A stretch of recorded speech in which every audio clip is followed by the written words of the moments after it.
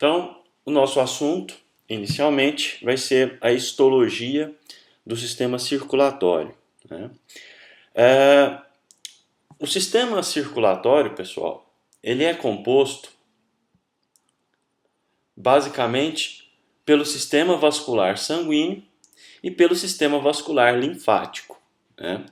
Quando a gente se refere ao sistema vascular sanguíneo, nós estamos nos referindo ao sistema de vasos condutores, mas também a gente está se referindo à bomba central, que é o coração, né? De nada adianta eu ter vasos condutores, de nada adianta se eu não tiver a bomba central e vice-versa. De nada adianta eu ter a bomba central se eu não tiver os vasos condutores, ok? Então, a gente está se referindo ao sistema vascular sanguíneo e ao sistema vascular linfático.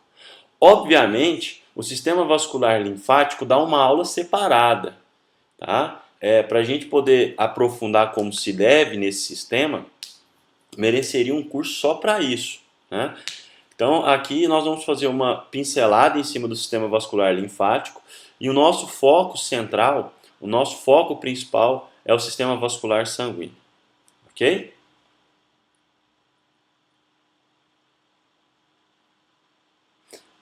O sistema vascular sanguíneo ele é composto, como eu já disse, por coração, artérias, capilares e veias. E os vasos que estão entre as artérias e os capilares e entre os capilares e as veias, que são arteríola e vênulas. Tá? Nós vamos ver que o Junqueira, ao longo desse capítulo, ele divide os vasos de acordo com o seu calibre. Tá? Então ele trabalha os capilares isoladamente e depois coloca todos os demais vasos em vasos acima de um determinado calibre. Ele usa esse termo, né? Porque estruturalmente falando, a gente tem transição progressiva de um vaso para o outro. Não há um marco definitivo. A partir daqui é a arteríola, a partir daqui é uma artéria, a partir daqui é uma veia, a partir daqui é uma vênula. Essa modificação ela vai sendo feita gradativamente. Então eu posso dizer que uma arteríola, por exemplo, da metade da arteríola até a região mais próxima da artéria, ela é semelhante à artéria. Da metade da arteríola até a região mais próxima de um capilar, ele vai se tornando cada vez mais próximo de um capilar. Vocês estão conseguindo entender o que eu estou falando? São vasos de transição. Arteríolas e vênulas são vasos de transição. Porque essa transição não acontece bruscamente, ela vai acontecendo progressivamente. Ok?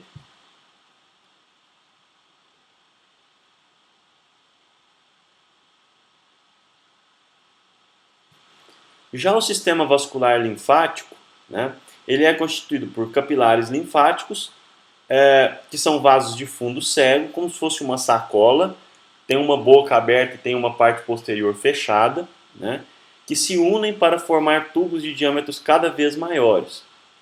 Esses vasos terminam no sistema vascular sanguíneo, desembocando em grandes veias perto do coração, obviamente depois de terem passado por estruturas de filtração para que as impurezas sejam retiradas, né?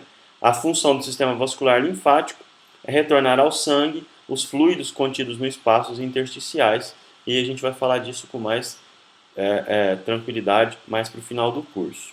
Tá? Então vamos fazer a partir de agora uma breve introdução acerca do sistema vascular, para que a gente possa entender.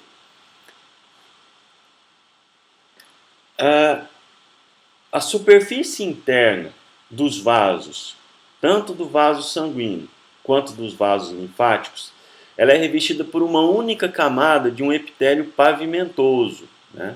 O epitélio pavimentoso, a gente se lembra que o formato dos núcleos são núcleos achatados no sentido horizontal, né?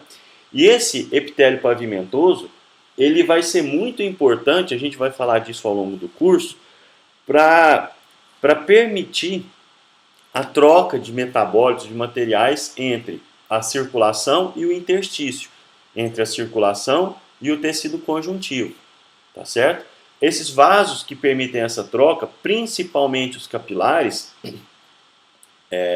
eles são bastante delgados, bastante finos, apresentam alguns poros que a gente vai falar já já, mas justamente para que possa proporcionar essa troca, tá, com o interstício. Essa camada de dentro, de revestimento interno desses vasos, ela é chamada de endotélio. Tá? O endotélio, ele é uma camada de epitélio pavimentoso simples que a gente encontra na parede dos vasos, certo? O sistema circulatório pode ser dividido em vasos da microcirculação e vasos da macrocirculação. Os vasos da microcirculação são vasos inferiores a 1 milímetro de diâmetro, enquanto os vasos da macrocirculação, vasos superiores a 1 milímetro de diâmetro transverso. Né?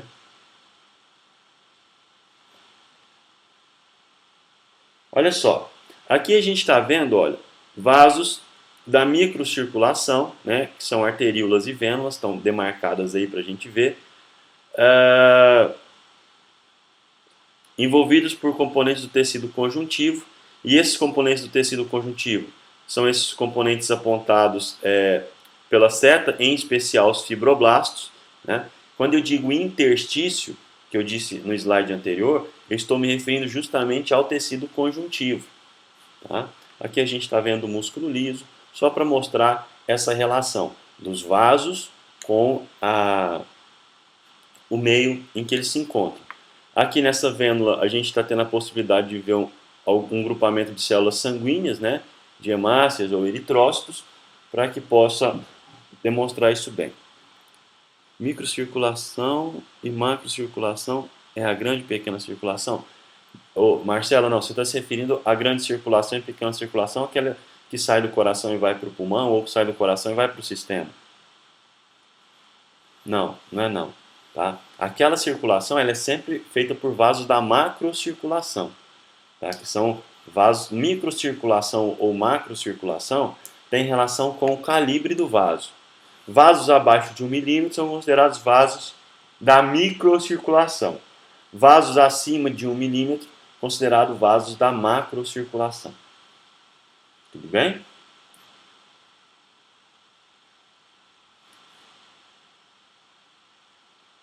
Olha só, existe uma relação direta com a constituição do vaso que a gente estiver estudando e a sua estrutura. Tá? Nós vamos ver ao longo do curso que, por exemplo, artérias que estão muito sujeitas a sangue em altíssima pressão tendem a ter paredes musculares mais espessas, tendem a ter fibras elásticas em maior quantidade para poder suportar essa pressão. Né?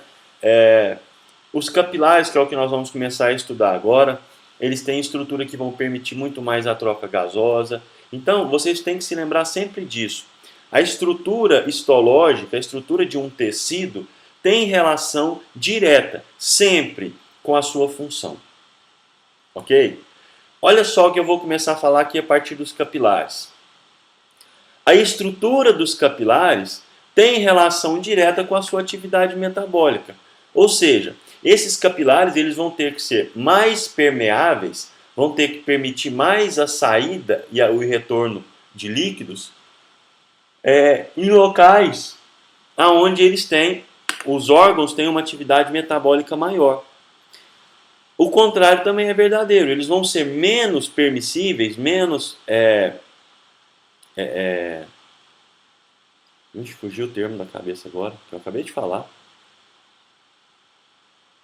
Permeáveis, obrigado. Vão ser menos permeáveis em locais onde o metabolismo é menos ativo.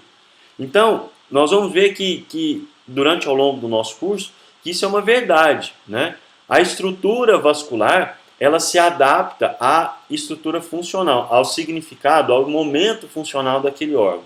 Tanto em quantidade de capilares, quanto na estrutura de cada um desses capilares. Tá? Como eu já disse, são compostos de uma única camada de célula endotelial, formada por 1 a 3 células sobre uma lâmina basal. Tá? E a lâmina basal é constituinte que conecta essa lâmina, esse conjunto de células epiteliais com o tecido conjuntivo que está logo abaixo. Tá? Tem um diâmetro de 7 a 9 micrômetros e uma extensão máxima de 50 milímetros. Okay? Comprimento total do conjunto, 96 mil quilômetros de comprimento. Peraí, Otávio, como é que é isso? Eu tenho 96 mil quilômetros no meu corpo de capilares? Tem. Porque esses capilares, eles se anastomosam. O que é anastomosar? Eles se unem. E aí formam redes entrelaçadas. E aí, se nós medirmos cada um desses capilares dessa rede, o valor final vai ser esse. Tá? Muito cuidado quando vocês forem estudar o Junqueira, esse capítulo lá no Junqueira.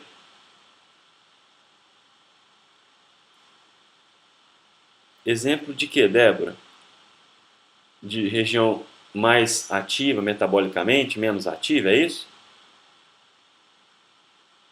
Olha, por exemplo, o fígado, o rim, são órgãos em que a gente tem uma grande atividade metabólica e uma grande atividade capilar. Então a gente vai encontrar capilares nessa região muito mais permeáveis, muito mais adaptados. Nós vamos ver que, inclusive, em alguns desses órgãos tem capilares específicos, tipos de capilares específicos, porque são órgãos ativamente são órgãos muito mais ativos metabolicamente falando.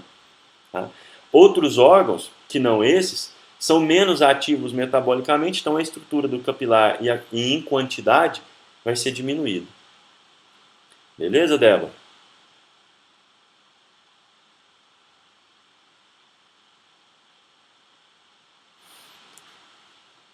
Olha só, muito cuidado quando vocês forem estudar esse capítulo aqui lá no Junqueira, que lá no Junqueira tem uma falha com relação ao tamanho.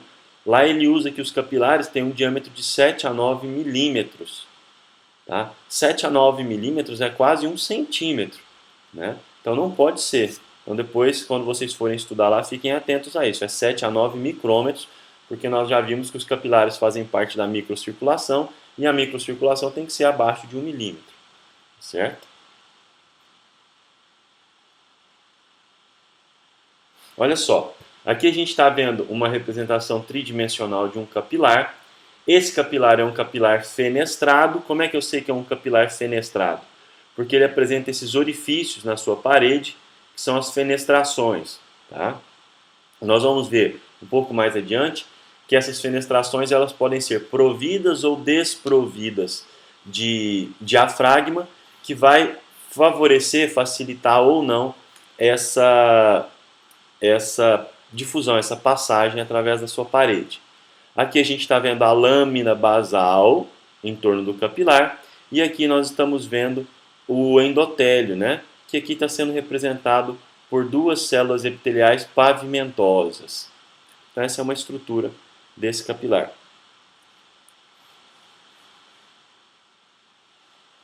Falando nas células endoteliais, elas são poligonais com eixo longo na direção do fluxo, prendem-se umas às outras por zônula de oclusão, e aí, se você estudar lá no tecido epitelial, vai ver que a zônula de oclusão é um cinturão que circunda toda a célula na sua região mais apical e que tem uma finalidade de isolar regiões da célula, isolar polos da célula. Aquilo que está na região apical não transita para a região basal no espaço intercelular. Tá? Então ela veda, funde as membranas. Ou seja, aonde eu tenho zônula de oclusão, eu tenho a fusão das membranas das células vizinhas. Tá? O núcleo muitas vezes se projeta para dentro da luz do capilar e o citoplasma tem muito poucas organelas, porque essa célula ela não é muito ativa metabolicamente. Então, como ela é pouco ativa metabolicamente, as organelas são bastante restritas. Tá? Tem um pequeno aparelho de Golgi, poucas mitocôndrias e poliribossomos livres são as organelas mais marcadas, mas mesmo assim não muito presentes. Tudo bem?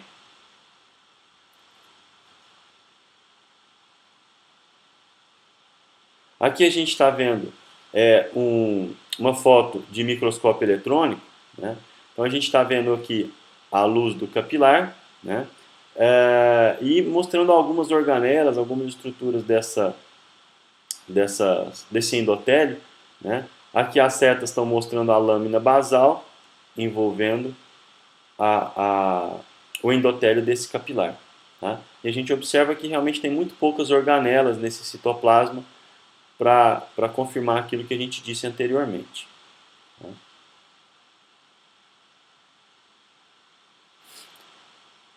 Em vários locais ao longo de capilares e de vênulas, existem um grupo de células que são derivadas lá na mesoderma, lá do embrião, por isso que a gente fala células de origem mesenquimal, né, chamadas pericitos, que vão envolver porções de células endoteliais.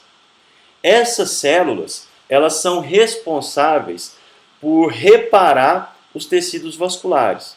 Então elas estão em torno dos endotélios, das células endoteliais, e sempre que há uma lesão nesse endotélio, esses pericitos eles são responsáveis por reparar esse tecido.